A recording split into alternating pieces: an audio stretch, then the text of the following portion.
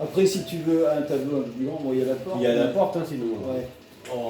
Non, ça va, je pense qu'on est bien là. Parce qu'on en avait un tableau, mais ils nous l'ont piqué. On a Ouais. des gens en formation, là, et... Ouais, non, ça va.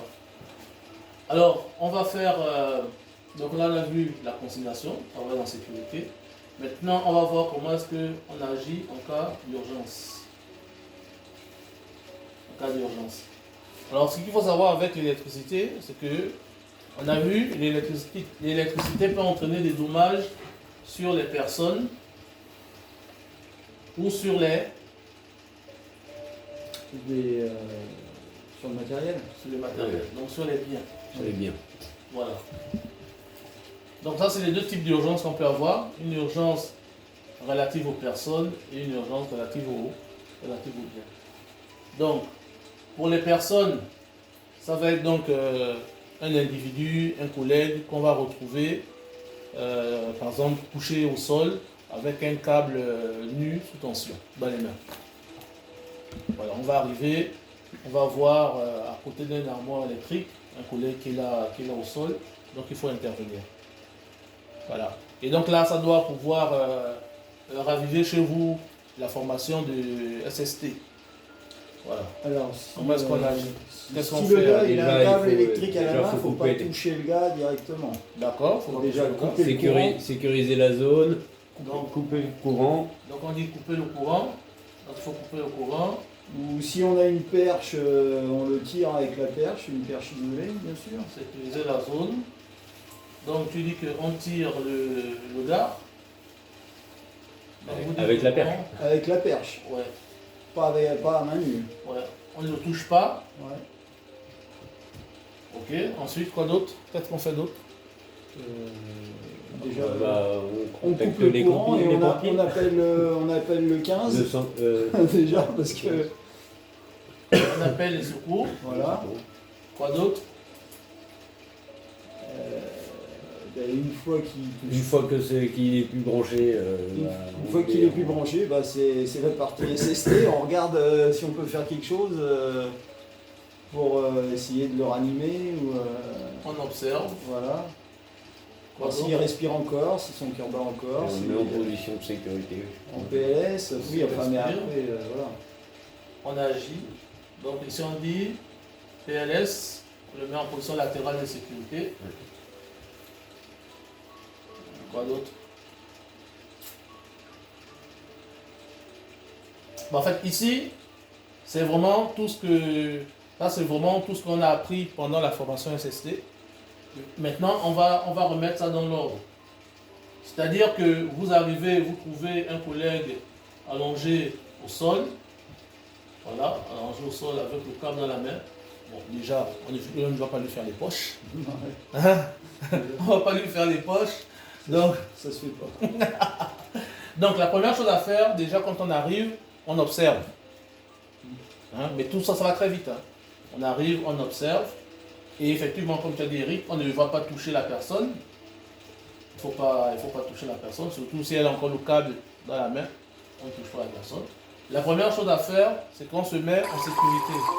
Donc, qu'est-ce que c'est que ça? La première chose, on se met en sécurité d'abord soi-même. Voilà. On se met en sécurité. Donc la première chose à faire, c'est protéger. Protéger qui? Soi-même d'abord. d'abord. Voilà, nous et les autres qui Voilà. peuvent arriver sur les lieux. Les autres qui peuvent arriver sur les lieux et protéger la victime elle-même. Donc je vais d'abord me protéger soi-même, c'est pour ça que je ne veux pas aller toucher la victime. Enfin, oui, je ne veux pas aller toucher la victime tout de suite. Si c'est un passage, un lieu où il y a du passage, un flux, les gens passent souvent par là, je vais peut-être mettre une chaise devant la porte pour éviter que d'autres arrivent. Au moins, quand elles viendront, elles verront la chaise devant d'abord s'arrêter. Et c'est après que je vais protéger la victime. Et je protège la victime en quoi faisant? En coupant le courant. Voilà, donc je vais couper le courant. Et là, je suis sûr que la victime est protégée. Voilà. Donc je coupe le courant. Là, j'ai protégé la victime. Ensuite, après avoir protégé, je vais observer sur ma victime, est-ce qu'elle n'a pas des lésions visibles? Par exemple, le nez, est-ce qu'il n'y a pas du sang aux oreilles? Voilà, est-ce que quand je regarde, j'ai l'impression qu'elle est tombée par la nuit, quelque chose comme ça. Je vais observer. Une fois que j'ai ça, bien entendu, je vais aussi observer si la victime respire. Je vais observer si elle peut me serrer la main. Je vais observer si elle peut, si elle est consciente. Voilà. Donc je vais observer tout ça. Une fois que j'ai fait tout ça, deuxième étape. Donc on a dit première étape, on protège. Donc on a dit première étape, on protège. Deuxième étape, on alerte. Donc au 115, les secours, le 115, voilà, on appelle les secours. Et quand on appelle les secours, ben, on dit, déjà quand on appelle, on donne son nom, très important. On donne son nom, on donne son adresse, son numéro de téléphone. C'est très important. On dit qui on est, où on habite, son adresse et son numéro de téléphone, parce que la communication peut se couper et il faut qu'il rappelle, qu'il nous rappelle pour pouvoir entrer en contact avec nous. Par exemple, le médecin nous rappelle. Donc on a donné son nom, son numéro de téléphone, l'adresse. Ensuite, on parle maintenant de la situation qui fait en sorte qu'on appelle. Par exemple, je vous appelle parce que je suis face à une victime que j'ai trouvée au sol près d'une armoire électrique. Avec un câble dans la main. J'ai coupé le courant. La victime respire. La victime n'a pas de lésion visible, donc il n'y a pas de sang, machin. Et elle est consciente. Voilà. Ce que j'ai fait pour l'instant, c'est que je l'ai mise en position latérale de sécurité. Voilà. Et là, on donne cette information-là. Maintenant, les secours, eux, ils vont nous dire la conduite à tenir, par exemple. En attendant qu'eux, ils envoient les secours. Ils vont dire, bon, ok, d'accord, vous avez mis en position latérale de sécurité. Ils peuvent demander des informations complémentaires. Voilà. Allez brancher le défibrillateur. Donnez-lui une cigarette. Donc voilà. Et une fois qu'on a terminé d'échanger avec les secours, le gars des secours va rapprocher le premier et nous on rapproche le dernier. Voilà. C'est lui qui va dire ok, c'est bon, j'ai toutes les informations dont j'avais besoin. Vous pouvez rapprocher. Et là on rapproche. Comme on a donné notre numéro de téléphone, peut-être que le médecin aura envie d'échanger avec nous. Et comme ils ont notre numéro, hop, ils nous rappellent. Donc, on alerte. Et une victime comme ça, on ne donne pas à boire, on ne donne pas à manger. Voilà. Et en prenant position, on porte secours. Voilà. On porte secours, donc c'est-à-dire qu'on met en pratique ce que, par exemple, les secours ont dit de faire. S'ils ont dit, par exemple, je ne sais pas moi, peut-être qu'on n'avait pas mis en PLS. Peut-être que celui qui vont dire, mettez la personne en PLS. Ou peut-être qu'on avait mis en PLS, ils vont dire, oh, c'est pas la peine, faites-la asseoir. Voilà, des choses comme ça. Vous donner, mettez une couverture, ainsi de suite. Voilà, donc on va appliquer ce que les secours ont dit ici. Et on va diligenter quelqu'un pour aller accueillir les secours à l'entrée. On dit un collègue, écoute, tu pars, tu prends les gars, ils arrivent. Tu prends les gars, ils arrivent et tu les emmènes.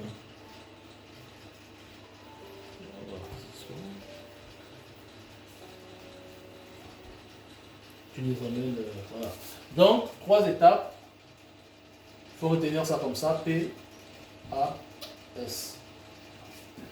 Protéger, alerter, secourir. Encore une fois, comme je dis, ce n'est pas dans tous les cas qu'on peut intervenir. On n'intervient pas dans tous les cas. On intervient que si c'est possible. Si vous voyez quelqu'un, il est déjà en train de tramer, suite à un contact avec la haute tension, ben ça, on ne s'approche pas. Ah non, on n'y va pas. C'est un peu en cas d'incendie. On appelle il y a un mobile qui crame, il y a quelqu'un dedans, il y a de la fumée, tu ne rentres pas. Voilà. Tu te protèges d'abord toi. Voilà, il faut se protéger d'abord soi-même. Donc là, c'est la protection des personnes. Mais c'est pour ça que le cours de la formation des SST est bien. Voilà, parce que ça te donne tout ça, ça donne ça comme information. Et s'il fallait par exemple choisir, moi je dirais il faut former tout le monde. Il faut former dans une entreprise, il faut former tout le monde au SST. Parce que si on n'en forme que 2 ou 3, Si les 2 ou 3 personnes là ne sont pas là au même moment, c'est mort. Oui. Alors que si tout le monde est formé, pour moi, tout le monde peut agir. Après, même si tout le monde est formé, on peut dire que bon, toi tu es responsable, mais au moins si tu n'es pas là, les autres sont formés. Donc là, on a parlé de comment est-ce qu'on agit par rapport aux personnes. Ok. On peut aussi avoir les urgences par rapport aux biens. Donc là, on peut avoir quoi? On peut avoir par exemple un départ de feu. On peut avoir un départ de feu. Il faut savoir qu'en matière de feu, déjà pour vous, c'est quoi la différence entre un feu et un incendie? Est-ce qu'il y a une différence entre le feu et l'incendie? L'incendie, il est vraiment bien enfin, il est vraiment. Un incendie, ouais, ça va être Il plus est vraiment difficile à déjà, éteindre qu'un feu. Un incendie va être plus difficile à éteindre qu'un feu. Oui. Autre chose, il est vraiment fondamental entre l'incendie et le feu. Un feu, ça peut s'éteindre avec un extincteur, pas un incendie. Il veut prendre ma place. Il y a un truc comme ça, non? Il y a ça dedans, c'est vrai. Ouais. C'est vrai, ça c'est très vrai même. Et autre chose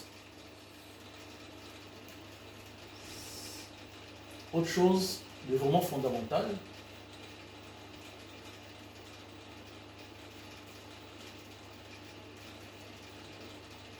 Le fumier. Barbecue. voilà. Un feu de barbecue, par exemple, il n'y a pas d'incendie de barbecue. Non, non, non. Non, non. Voilà. La différence, c'est que le feu, on le contrôle. Ah oui. Oui. L'incendie. L'incendie, non. Ouais. Un feu de cheminée, il est contrôlé, on sait qu'il est là, il est voilà, bien circonscrit. Un feu de barbecue, c'est conscrit, les saucisses, tomates, poivrons, bouteille de rouge de saumure, Voilà. de toute la vie, tranquille. Par contre, l'incendie, allez, tout le monde doit se barrer là. Voilà, s'il y a un incendie, tout le monde doit se barrer. Ouais. Donc c'est vraiment ça la différence fondamentale entre le feu et l'incendie. Un feu est contrôlé et on peut l'arrêter avec un extincteur, on peut arrêter un départ de feu avec un verre d'eau, mais une fois qu'il s'est mué en incendie, là, s'il n'y a pas les réseaux de sprinklers, il faut laisser ils faire peuvent les arrêter. professionnels là après. On appelle les professionnels Ouais. et on se barre. Voilà. Ah bon, on n'a pas le droit de se barrer, on est obligé d'évacuer les gens. Oui, non, on est est resté on sur va place. pas- non, on Non, mais évacue. oui. Oui, on évacue. On évacue. C'est pas nous qui allons éteindre l'incendie. quoi. Voilà. Ouais. Enfin, quand je dis qu'on évacue, c'est-à-dire qu'on s'en va, bien entendu, on porte secours, on intervient. Ouais. Mais encore une fois, ce n'est pas dans tous les cas qu'on peut intervenir. Non, non. Moi, j'ai vécu ça quand j'étais plus jeune, dans la cité où j'ai vécu. Il y a une maison qui avait pris feu et il y avait des enfants là-bas. Les enfants, les parents n'étaient pas là, tout ça. Et les enfants, quand ils ont vu le feu comme ça, ils sont allés se planquer sous le lit. Ouais, ouais. Voilà, ils sont allés se planquer sous les lits. Malheureusement, ils ont Ouais. été cramés. Donc voilà. Donc il y a des cas où on peut intervenir, et des cas où on ne peut pas. Vous imaginez un incendie au 5e étage, ou bien vous imaginez un incendie au 5e étage, un immeuble de 6 étages, et au 6e étage vous voyez des personnes, tout le 5e étage est en feu, Ça va être compliqué. là. ça va être compliqué d'intervenir. Ouais, ouais. Ça va être compliqué d'intervenir. Ça va vraiment être compliqué. Et moi, je me souviens, j'avais appelé les secours sur Angers. Il y a un immeuble, ça faisait 9 étages. Et puis au 5e, c'était un matin, 8h du matin, j'étais à la terrasse, je prenais un café. Et puis je commence à voir la fumée noire qui sort du 5e étage. C'est quoi cette fumée? Ça sort. Et ça devenait de plus en plus noir. Et de plus en plus intense. Donc j'appelle les pompiers et puis je dis voilà, il y a du feu que je vois et tout, 5e étage, tout ça. C'est un immeuble de 9 étages. Après, il me demande est-ce qu'il y a des gens dans l'appartement. Je dis ben là, moi je ne sais pas, parce que moi je suis de l'autre côté. Et je vois la fumée, elle prend de l'ampleur. Ok, on arrive. Donc moi je m'attendais à voir un seul camion. Ils sont venus peut-être à 4. Les grands camions de Oui, les gros camions. 4. J'ai été surpris. Pourquoi ils viennent à 4? Et c'est après que j'ai compris que c'est parce que des étages supérieurs. Voilà. Lorsqu'il y a des étages supérieurs, et le feu peut se propager aux étages supérieurs. C'est pour ça qu'ils viennent à plusieurs. Donc là, par exemple, dans un cas comme ça, lorsqu'on préfère, c'est bien de prévenir, on a le feu au 5e étage d'un immeuble qui en comporte 9. Pour la technique. Voilà, qui en comporte 9. Et là, ça leur permet de mieux se préparer. Ouais. Mais si on dit juste qu'il y a le feu sur un immeuble de 5 étages, alors qu'il y en a machin, on peut se préparer correctement. Et peut-être qu'ils allaient sur une autre priorité. Et là, quand tu leur dis que c'est au 5e et qu'en haut il y a encore des gens, là ça devient une priorité. Voilà. Donc le feu. Comment? Non, rien. Donc le feu, on va arrêter le feu, les départs de feu avec. On peut arrêter avec des extincteurs. Voilà. Et vous allez voir que dans les entreprises, il y a des extincteurs, il y a même des réseaux de sprinklage. Vous n'avez pas de sprinklage, vous avez des extincteurs. Extincteur et RIA. RIA, voilà. Pour pouvoir arrêter le feu. Alors les extincteurs, il y a 3 catégories. Il y a la catégorie A, catégorie B et catégorie C. Voilà. Donc, il faut simplement, qu'est-ce qu'il faut simplement retenir? Il faut retenir que sur les extincteurs, vous allez voir, c'est marqué soit catégorie A, soit AB, soit C ou ABC. Donc, sur les extincteurs, ça va être marqué ça. Et en matière d'incendie, sur chaque extincteur, c'est toujours marqué utilisable sur feu électrique. Et on va vous mettre utilisable sur feu électrique, maximum 1000 volts. Ouais. Et les 1000 volts là, c'est la basse tension. Donc c'est toujours écrit. Si vous avez un extincteur quelque part là. Là, à côté, là, il y en a un pour le compteur. Là ici? Non, de l'autre côté, dans le couloir. Juste après le. Sur la. Ouais, là-bas, un peu plus loin, il est là. Alors ici, c'est un haut feu. Voilà, donc là, lui va être un extincteur AB. Ok. Extincteur à eau pulvérisée avec un additif. Voilà. Et est-ce que c'est marqué que c'est utilisable sur une cartouche? Donc il y a une cartouche à l'intérieur. Attends, c'est là. Utilisable sur installation électrique sous tension inférieure à 1000 volts. Voilà. Tenir le diffuseur au plus près, à plus de 1 mètre. Éviter tout contact avec le conducteur électrique. Voilà. Donc lui, on peut l'utiliser sur un feu électrique. Sur une installation sous tension, maxi 1000 volts. On ne doit pas dépasser 1000 volts. Et on doit se tenir à 1 mètre. Voilà. Et donc ça, c'est marqué sur tous les extincteurs. Voilà. Et puis après, sur l'extincteur ici, vous avez la société qui contrôle. Et puis là, vous avez le suivi de contrôle. Là, ils sont passés. Ben, ils viennent de passer là. Non, ils passent après, plus tard. Ah oui, non, la ça, prochaine la visite. date de péremption. Ouais, ça, c'est la prochaine. Donc, ils vont passer bientôt. Voilà. Et ça, ici, ça, c'est ce qu'on appelle le cul de l'extincteur. Et vous remarquez que l'extincteur, il est accroché, il n'est pas posé au sol. Oui. Pourquoi? Parce que ici, il est arrivé sur une, je crois que c'était au Congo. Au Congo, l'extincteur était posé à même le sol et c'était en mer, avec l'eau salée, tout ça. Ah, ça avait rouillé. Et l'agent de sécurité, il est venu avec le visage, le menton ici. Quand il a voulu prendre l'extincteur, ça a décollé. Il s'est décapité. Décapité, il est mort. Voilà. Donc, je vois ça. Donc, attention. Pour nous, ça va, ils sont tous vérifiés, ils sont tous pas rouillés, tout nickel. Ouais.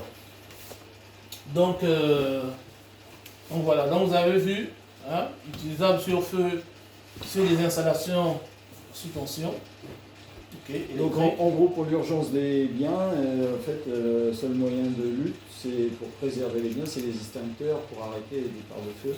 Voilà, pour arrêter les départs de feu. Enfin, pour préserver les biens Pour préserver... lorsqu'il y a un feu. Oui, Voilà. quand il y a un feu. Oui, Quand il y a un oui, feu, oui. c'est l'extincteur. Voilà, quand il y a un feu, c'est l'extincteur. L'extincteur électrique. Enfin, même l'extincteur électrique. L'extincteur se fait là-dessus.